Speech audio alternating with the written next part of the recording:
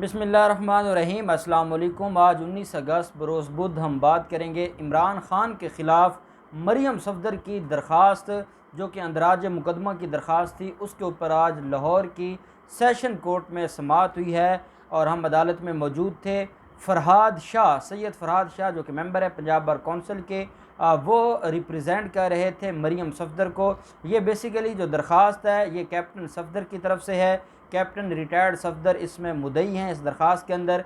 और ये आज से एक हफ़्ता पहले जब मरियम सफ़दर अपने चंद कारकुनान के हमरा, चंद सौ कारकुनान के हमला आवर हुई थी नैब के दफ्तर पर और नैब के ऑफिस पर धावा बोला था, तो उन दिनों जब FIR दर्ज की गई थी थाना चूंग में, पुलिस स्टेशन जो चूंग है उसमें मरियम सफ़दर और 188 मुलजमान के ख़िलाफ़ मुकदमा दर्ज किया गया था, जिसमें सारे जो बड़े मुलजमान हैं राना सनाउल्ला, जवेद लतीफ़, परवेज़ रशीद और काफ़ी सारे लोग इसमें मुलव्वस थे। उन सारे के सारे लोगों को नामज़द किया गया था। आज तक ना उन्होंने कोई अपनी ज़मानत करवाई है। वो जो आम कारकुनान थे 58, उनकी दूसरे दिन दरख्वास्त ज़मानत मंजूर हो गई थी। उसकी वजह यह है कि वो सारे बेलेबल ऑफेंसेस थे और पुलिस ने कोई ऐसा ऑफेंस नहीं लगाया था कि जिसकी बुनियाद पर हम ये कह सकते हैं कि पुलिस ने कोई काम किया है। दूसरी तरफ हम देखते हैं कि कैप्टन रिटायर्ड सफ़दर की तरफ से दरख्वास्त जाती है, पर्चा दर्ज नहीं होता इमरान ख़ान के ख़िलाफ़ और शहजाद अकबर के ख़िलाफ़, DG नैब लाहौर के ख़िलाफ़। तो ये चले जाते हैं सेशन कोर्ट में एक दरख्वास्त लेकर। आज उसके ऊपर समाअत हुई है और बहस हुई है। सरकारी वकला भी मौजूद थे जो कि रिप्रेजेंट कर रहे थे इमरान ख़ान को, नैब को और सारे ऑफिशल्स को, और फ़रहाद शाह रिप्रेजेंट कर रहे थे मरियम सफ़दर को। ये जो ऑनरेबल जज हैं एजाज़ गोंदल साहब हैं, एडिशनल सेशन जज साहब, इनकी अदालत में इस केस की समाअत हुई है।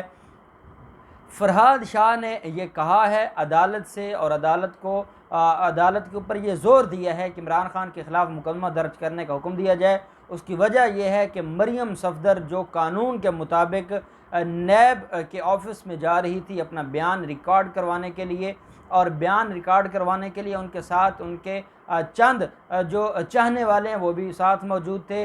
जो फ़रहाद शाह का अदालत में ये कहना था कि पहले ये सैकड़ों लोग नहीं थे, ये तो जब मरियम सफ़दर को रोका जाता है और उसके ऊपर हमला हो जाता है तो तब जो पाकिस्तान मुस्लिम लीग नून के कारकुनान हैं वो आस पास के इलाकों के वो इकट्ठे हो जाते हैं अपने लीडर को बचाने के लिए और उसके दिफा के लिए ये कारकुनान जमा हो जाते हैं।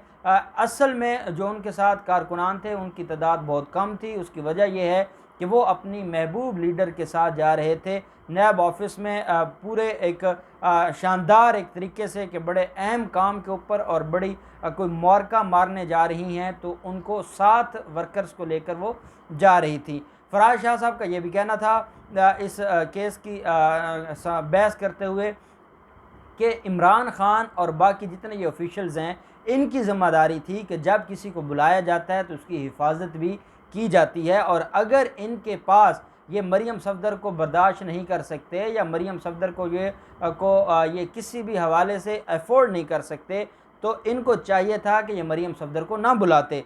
जब मरियम सफ़दर को बुला लिया था तो फिर वहाँ पर जो इंतज़ामात हैं वो भी मरियम सफ़दर के शान शान होने चाहिए थे, और उसकी वजह यह है कि जहाँ मरियम सफ़दर जाएगी वहाँ उनके कारकुनान उमड़ आएंगे, उनके कारकुनान आ जाएंगे, लोग उनसे मोहब्बत करते हैं, लोग उनको लीडर समझते हैं, और वो जो लीडर हैं वो जहाँ जाएंगी वहाँ पे एक जमे गफ़ीर इकट्ठा हो जाएगा। तो उसके लिए ज़िम्मेदारी थी हुकूमत की और बाकी लोगों की कि वो उनका इंतज़ामात मुकम्मल करते।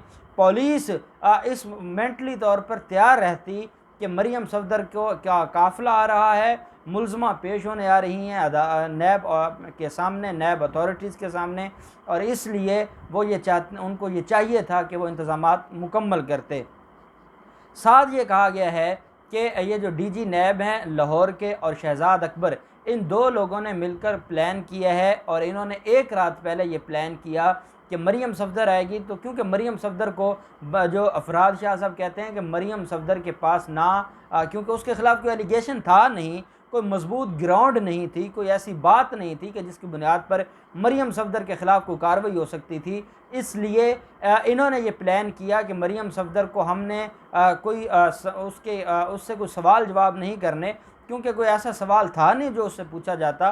तो ये सिर्फ़ और सिर्फ मरीम नवाज़ के ऊपर हमला करने की नीयत से और मरीम सफ़दर को की जान लेने के लिए ये जो सारा कुछ किया गया, ये प्लान किया जाता है डीजी नैब लाहौर और शहजाद अकबर की तरफ से। ये सारी की सारी प्लानिंग होती है और इमरान खान इस मनसूबा बंदी में शामिल होते हैं और इनका एक ही मकसद था, मरीम सफ़दर की जान लेना। ये मरीम सफ़दर को मारना चाहते थे। साथ फरहाद शाह साहब ने ये कहा कि जो ये मैटर है इसमें एक बात आपने माइंड में रखनी है जज साहब, कि मरीम सफ़दर की गाड़ी बुलेट प्रूफ गाड़ी थी और उसके ऊपर हमला होता है और उसका जो शीशा है वो टूट जाता है, जो हमें ये बात बताता है कि पुलिस की तरफ से ना सिर्फ पथराव हुआ, ना सिर्फ शेलिंग हुई, ना सिर्फ जो पानी है, जो वाटर कैनन है वो इस्तेमाल किए गए हैं, बल्कि गोलियां भी चलाई गई हैं और शूटर्स बैठे थे नैब ऑफिस के दीवारों पर और नैब ऑफिस की छतों पर, जिन्होंने वहाँ से टारगेट किया मरीम सफ़दर को। ये तो अच्छी गाड़ी थी और जो अच्छा शीशा था और उनका साथ ये कहना था कि क्योंकि जो मरीम सफ़दर ने गाड़ियाँ ली हुई थी वो ओरिजिनल वो थी, जो जिनको हम कह सकते हैं कि वो उनके लिए जो बंदोबस्त किया जाता है प्रोटेक्शन का, वो सारे का सारा मौजूद था और इसलिए हम मरीम सफ़दर बच गई हैं। अगर ये गाड़ी ओरिजिनल ना होती और ये गाड़ी अगर इसके अंदर वो सारी प्रोटेक्शंस ना होती तो मरीम सफ़दर की जान चली जाती, क्योंकि पूरे तरीके से ये फायरिंग की गई थी और ये गोली चलाई गई थी और ये स्नाइपर ने गोली चलाई है और निशाना बांधा है मरीम सफ़दर के ऊपर। तो ये सारी की सारी फरहाद शाह का कहना था।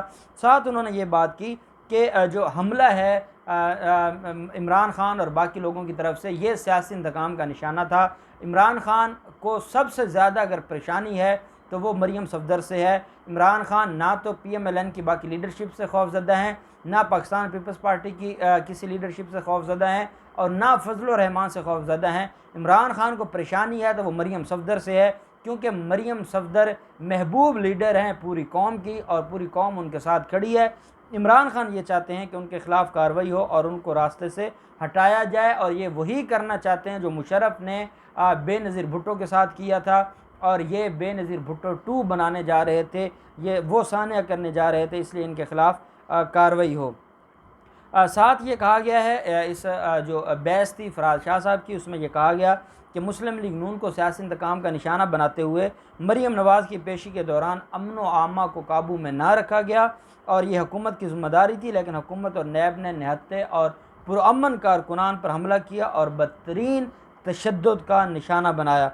साथ अदालत में दायर दरख्वास्त में ये उनसे ये रिक्वेस्ट की गई जज साहब से कि मरीम सफ़दर की इस दरख्वास्त को मंजूर करते हुए इमरान खान, शहजाद अकबर और डीजी नैब लाहौर के ख़िलाफ़ मुकदमा दर्ज किया जाए और उनके ख़िलाफ़ कार्रवाई हो।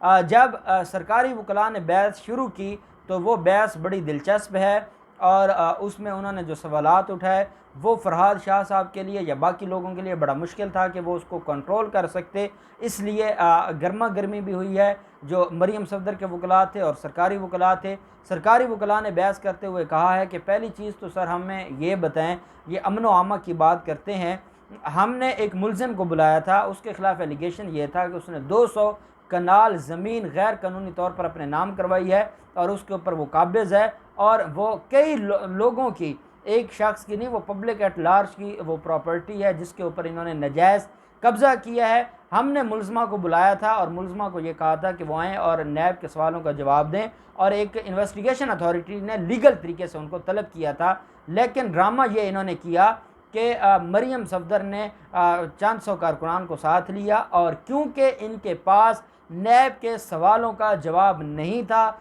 ये सिर्फ़ और सिर्फ ये इस ड्रामा इसलिए रचाया गया कि ये एक तो मीडिया को अट्रैक्ट करना चाहती थी, अपने आप को एक इनकलाबी लीडर शो करना चाहती थी, और दूसरा ये नैब के सवालों के जवाब से बचने के लिए और अपनी जान छुड़ाने के लिए और सियासी यतीम बनने के लिए इन्होंने ये सारे का सारा काम किया है। हमें एक ही जवाब दे दिया जाए, इन्होंने जो दरख्वास्त इमरान खान के ख़िलाफ़ फ़ाइल की है कि क्या किसी मुलजिम को जब कोई अथॉरिटी, लीगल अथॉरिटी लाफुली उसको बुलाती है, उसको तलब करती है किसी केस में इन्वेस्टिगेशन के लिए, तो क्या कानून इस बात की इजाज़त देता है कि वो अपने साथ चंद सौ कारकुनान को लेकर आ जाए और वहाँ आकर पुलिस ने जो रुकावटें खड़ी की हैं सिर्फ़ और सिर्फ जो मुलज़मा है उसकी सिक्योरिटी के लिए, वो सारी उठाकर फेंक दें और पुलिस के साथ लड़ाई करें, हंगामा करें, फसाद करें। और इनकी गाड़ियों में पत्थर थे, इनकी गाड़ियों में जो मुख्तलिफ़ तरह के इन्होंने हमले किए हैं पुलिस के ऊपर, और वो सारी चीज़ें रिकवर हो गई हैं कि इनकी गाड़ियाँ भरी हुई थी पत्थरों से, और ये प्री प्लान आए थे और इनकी एक दिन पहले मनसूबा बंदी हुई थी। रेवंड के महल्लात में राना सनाउल्लाह इसमें मरकज़ी किरदार थे, मरियम सफदर थी। इन्होंने प्लान किया था कि हम जाएंगे और नैब को आज हम मज़ा चखा देंगे। ये नैब को मज़ा चखाने आए थे। पुलिस की ज़िम्मेदारी है नैब ऑफिस की हिफाजत करना। जब इन्होंने नैब ऑफिस के ऊपर हमला कर दिया है, धावा बोल दिया है, पथराव शुरू कर दिया है, तो नैब के पास और कोई अख्तियार नहीं था। पुलिस ने फिर वाटर कैनन के ज़रिए और मुख्तलिफ जो कानूनी तरीक़ेकार हैं उसके ज़रिए वहाँ से मुंतशिर करने की कोशिश की है और कुछ लोगों को गिरफ़्तार किया है और बाकियों के ख़िलाफ़ मुकदमा दर्ज किया है। यही कसूर है। अगर ये जुर्म है तो फिर जनाब अदालत बता दे कि इसमें ये इमरान खान कहाँ से आ गया और शहजाद अकबर कहाँ से आ गया और DG नैब लाहौर कहाँ से आ गया। तो अदालत ने दोनों साइडों की जो समात है वो सुनने के बाद, बहस सुनने के बाद फ़ैसला महफूज कर लिया है। अब देखते हैं कि क्या अदालत इमरान खान के ख़िलाफ़ अंदराज मुकदमा का हुक्म जारी करती है या इनकी दरख्वास्त ख़ारिज करती है। जो भी डेवलपमेंट होगी हम आपके साथ शेयर करते रहेंगे। अल्लाह पाक पाकिस्तान का हामी नासिर हो। बहुत शुक्रिया। अल्लाह हाफ़िज़। पाकिस्तान ज़िंदाबाद।